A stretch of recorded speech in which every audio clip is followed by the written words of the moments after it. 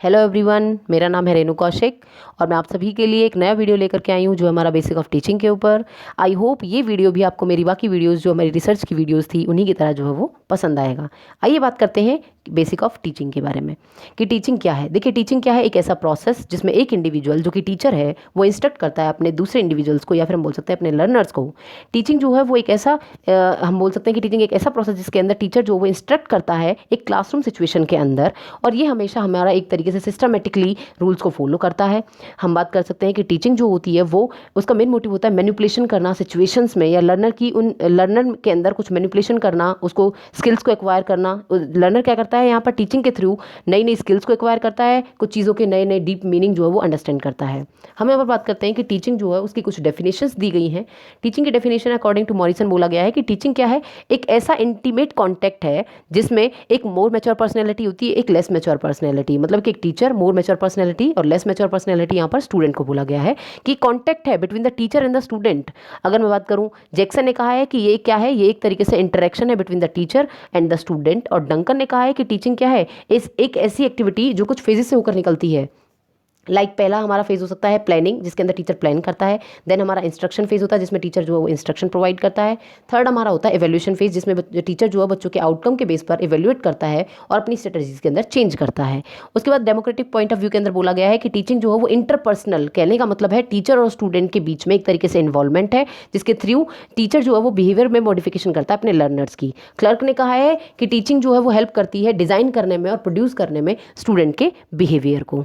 उसके बाद हम बात करते हैं कि टीचिंग के कुछ व्यू पॉइंट्स दिए हुए हैं, जिसमें तीन व्यू पॉइंट्स हैं। सबसे पहला authoritarian, second is democratic, third is laissez faire. सबसे पहले हम बात करते हैं अथॉरिटेरियन की। देखिए, according to this point of view teaching is an activity of memory level. Teaching जो है यहाँ पर कौन से लेवल पर बेस्ड होती है, मेमोरी लेवल पर बेस्ड होती है। मेमोरी लेवल हमारा वो लेवल होता है जिसमें लर्निंग जो है वो रोट लर्निंग कराई जाती है, या हम बोल सकते हैं जिसमें चीज़ों को मेमोराइज ही कराया जाता है, जिसमें बच्चे की थॉट को डेवलप नहीं करते, सिर्फ और सिर्फ चीज़ों को रटवाया जाता है। और जब बच्चे की यहाँ पर ना ही बच्चे के जो किसी तरह के एटीट्यूड को डेवलप किया जाता है, ना ही बच्चे के एक तरीके से हम थॉट्स को डेवलप करते हैं, तो ये थॉटलेस टीचिंग होती है। यहाँ पर टीचिंग जो है वो टीचर सेंट्रिज्म होती है। कहने का मतलब है कि जो शुरुआती जो टीचिंग है वो किस पर बेस्ड है, वो टीचर पर बेस्ड होती है। मतलब कि टीचर जो है वो बच्चों को मेमोराइज कराता है, चीज़ों को रटवाता है और उसके थ्रू उनको नॉलेज प्रोवाइड कराता है। उसके बाद हम बात करते हैं डेमोक्रेटिक टीचिंग। डेमोक्रेटिक टीचिंग क्या है, जहां पर थोड़ी सी टीचर और स्टूडेंट की इन्वॉल्वमेंट आ जाती है। देखिए, डेमोक्रेटिक टीचिंग क्या होती है हमारी, according to this point of view teaching is done at the understanding level. यहाँ पर बच्चों की अंडरस्टैंडिंग पर काम किया जाता है, बच्चों को सेल्फ डिसिप्लिन मतलब होने के लिए बोला जाता है। बच्चा यहाँ पर क्या हो जाता है, एक तरीके से हम बोल सकते हैं यहाँ पर बच्चा सेल्फ डिसिप्लिन होने लग जाता है, चीज़ों के मीनिंग समझने लग जाता है। मेमोरी लेवल यहाँ पर एक तरीके से हम बोल सकते हैं कि मेमोरी लेवल बहुत ज़रूरी है बच्चे की अंडरस्टैंडिंग को बढ़ाने के लिए, क्योंकि बच्चा पहले चीज़ों को मेमोराइज करता है, देन चीज़ों के मीनिंग को समझता है। इस तरह की टीचिंग को हम थॉटफुल टीचिंग भी बोलते हैं। According to this point of view teaching is an interactive process. ये कौन सा प्रोसेस होता है, ये कौन सा फेज होता है, हम बोल सकते हैं कि ये इंटरेक्टिव फेज होता है जिसमें टीचर और स्टूडेंट आपस में इंटरेक्ट करते हैं। टीचर जो है वो बच्चों से क्वेश्चन करता है और बच्चे जो उसका आंसर प्रोवाइड करते हैं, या बच्चे जो है वो टीचर से जो है काउंटर करते हैं, बच्चे जो है वो टीचर से क्वेश्चन करते हैं। यहाँ पर तो बच्चे के अंदर सेल्फ डिसिप्लिन जो है वो यहाँ पर जगाया जाता है, या हम बोल सकते हैं कि बच्चे को सेल्फ डिटरमाइंड बनाया जाता है बच्चा, ताकि जो है वो खुद चीज़ों को थोड़ा बहुत जो है वो चीज़ों के मीनिंग को समझने की कोशिश करें। अब हम बात करते हैं लेजिस फेयर एटीट्यूड की। लेजिस फेयर एटीट्यूड कौन सा होता है, it is known as reflective level of teaching. देखिए, रिफ्लेक्टिव लेवल को हम इंट्रोस्पेक्शन लेवल भी बोलते हैं टीचिंग का। इंट्रोस्पेक्शन लेवल का मतलब होता है जहां पर टीचिंग जो है वो प्रॉब्लम सॉल्विंग से रिलेटेड हो। कहने का मतलब है ये बहुत ही डिफिकल्ट लेवल होता है, जिसमें पहले मेमोरी लेवल चाहिए होता है हमें, देन अंडरस्टैंडिंग लेवल, चीज़ों की मीनिंग जो है डीप मीनिंग के बारे में बात की जाती है, देन बच्चा जो है वो चीज़ों को प्रॉब्लम्स को सॉल्व करता है। Memory level and understanding level teaching जो है वो मस्ट होती है रिफ्लेक्टिव लेवल के लिए। हम इसको हाईली थॉटफुल टीचिंग एक्टिविटी भी बोलते हैं। क्यों, क्योंकि यहाँ पर बच्चा चीज़ों के पीछे लॉजिक लगाना स्टार्ट कर देता है, चीज़ों के पीछे के इमेजिनेशन को करना स्टार्ट कर देता है, बच्चा जो प्रॉब्लम्स को सॉल्व करना स्टार्ट कर देता है, रियल लाइफ सिचुएशंस की प्रॉब्लम्स को। इसलिए ये हमारा जो हमारा लेवल है, यहाँ पर हम बोल सकते हैं कि in this level both student and teacher are participants. This level produce high insight. अगर हम बात करते हैं कि लेजिस फेयर जो हमारा है, इसके अंदर क्या होता है कि बच्चा जो है वो एक तरीके से डीप चीज़ों की डीप अंडरस्टैंडिंग करने लग जाता है, चीज़ों की डीप मीनिंग समझने की कोशिश करता है और अपनी प्रॉब्लम्स को सॉल्व आउट करने लग जाता है। अब हम बात करते हैं nature and characteristic of teaching की। देखिए, नेचर और कैरेक्टरिस्टिक क्या होती है टीचिंग की। अगर मैं बात करूँ कि टीचिंग क्या है, टीचिंग एक सोशल एंड कल्चर प्रोसेस है। मतलब कि मैंने बताया कि सोशल और कल्चर का, सोशल मतलब कि सोसाइटी के लिए की जाती है, एंड कल्चर प्रोसेस का मतलब क्या है कि टीचिंग क्या है, टीचिंग टीचर के थ्रू नॉलेज को ट्रांसमिट किया जाता है अपने लर्नर को, फिर लर्नर उस नॉलेज को कहीं और ट्रांसमिट करते हैं। तो ये क्या है, एक तरीके से कल्चर, मैंने बताया था कल्चर का मतलब क्या होता है, जो ट्रांसमिट होता है, जो चीज जो एक से दूसरे की तरफ पहुंच जाता है। तो ये क्या हुआ है, एक तरीके से टीचिंग एक सोशल और कल्चर प्रोसेस है। अगर मैं बात करूं टीचिंग की, तो टीचिंग की कुछ कैरेक्टरिस्टिक्स यहाँ पर दी गई हैं। क्या है कि teaching is A complete social process. Teaching क्या है, टीचिंग एक कंप्लीट सोशल प्रोसेस है। जो टीचिंग जो है वो सोसाइटी के लिए और सोसाइटी के द्वारा की जाती है। Teaching is giving information. Teaching जो है वो क्या करती है, हमें इन्फॉर्मेशन देती है। टीचिंग जो है वो हमें क्या करती है, एक तरीके से हमारी इंस्ट्रक्शन प्रोवाइड करती है। देखिए टीचिंग जो है वो सोशल प्रोसेस कैसे है, इसको बता देती हूँ एक बार मैं, कि टीचिंग का मेन मोटिव होता है एक अच्छा ह्यूमन बीइंग ना बनाना, बल्कि एक गुड सोशल बीइंग बनाना, एक पर्सन को एक अच्छा सोशल बीइंग बनाना, ताकि वो सोसाइटी के नॉर्म्स के साथ अपने आप को एडजस्ट कर सके, चीज़ों को समझ सके, उसके रूल रेगुलेशंस को फॉलो कर सके, और अपनी सोसाइटी को एक तरीके से अच्छी तरह से वो एक नेशन को मतलब एक नेशन के अंदर वो एक अच्छा आदमी जो बनकर जो है वो उभरे। तो टीचिंग का ये मेन मोटिव होता है। तो टीचिंग जो है वो इन्फॉर्मेशन प्रोवाइड करती है। टीचिंग एक इंटरेक्टिव प्रोसेस होता है स्टूडेंट और टीचर के बीच में। टीचिंग जो है वो हमें हेल्प करता है, ये प्रोसेस है डेवलपमेंट एंड लर्निंग का। टीचिंग जो है वो क्या करता है, टीचिंग स्टूडेंट्स के अंदर नॉलेज को डेवलप करता है और उनकी लर्निंग को बढ़ाता है। Teaching cause A change in behaviour. देखिए ये जो पॉइंट है बहुत इंपॉर्टेंट है, प्लीज इसको ध्यान से समझिएगा। Teaching cause A change in behaviour, कि टीचिंग जो है वो कॉज है लर्नर के बिहेवियर में जो चेंज होता है उसका। कहने का मतलब है कि लर्निंग का मेन मोटिव क्या होता है, लर्निंग का मेन मोटिव होता है बिहेवियर में चेंज करना, और टीचिंग जो है वो उसका कॉज है, टीचिंग जो है उसका कारण है। यहाँ पर मैं एक बात बोलना चाहूंगी कि every learning is not depend on teaching, कि हर तरह की जो लर्निंग होती है वो डिपेंड नहीं होती है टीचिंग पर, लेकिन but every teaching implies learning, लेकिन हर टीचिंग का मेन मोटिव होता है लर्निंग को इम्प्लाई करना, या हर टीचिंग का मकसद क्या होता है, लर्निंग कराना, बच्चे की लर्निंग को बढ़ाना।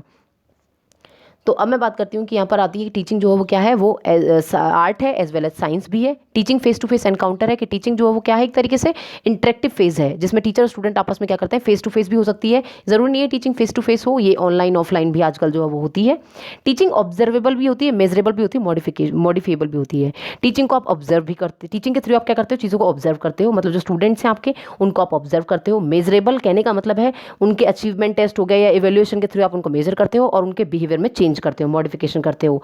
Teaching is a skilled occupation, कहने का मतलब है टीचिंग जो है वो एक स्किल्ड ऑक्यूपेशन है। Every successful teacher is expected to know the general method of teaching learning situations. हर एक जो एक तरीके से टीचर होता है वो जानता है कि किस तरह से टीचिंग और लर्निंग जो वो प्रोसेस किस तरह से काम करता है, या टीचिंग और लर्निंग के क्या क्या मेथड होते हैं, किस तरह से टीचिंग को किया जाता है। टीचिंग फैसिलिटेट करती है लर्निंग को। मैंने बताया कि हर एक टीचिंग का मेन मकसद क्या है, लर्निंग प्रोवाइड करना अपने लर्नर को, लेकिन हर एक लर्निंग जरूरी नहीं है हमें टीचिंग से आए, क्योंकि हमें जो हमारी बहुत सारे हमारे एक्सपीरियंस, हमारे सोशल एस्पेक्ट से, या हम बात कर सकते हैं कि हमारी सिचुएशंस के थ्रू भी हमें लर्निंग आती है। टीचिंग इज बहुत कॉन्शियसनेस एंड अनकॉन्शियसनेस प्रोसेस। कहने का मतलब है टीचिंग जो है हमारी इंटेंशनली भी होती है और अनइंटेंशनली भी। कहने का मतलब है कि टीचर का मन नहीं है अगर कुछ पढ़ाने का, तो बच्चा तब भी जो है कुछ ना कुछ वहाँ से एक्वायर कर लेता है। Teaching is from memory level to reflective level. ये हमेशा बच्चे को रोट लर्निंग कराने से लेकर के बच्चे की डीप अंडरस्टैंडिंग को या फिर बच्चे की प्रॉब्लम सॉल्विंग स्किल्स तक डेवलप करने तक रिलेटेड होती है। Teaching is a continuum of training, conditioning, instruction and indoctrination. देखिए वर्ड जो है बहुत इंपॉर्टेंट है।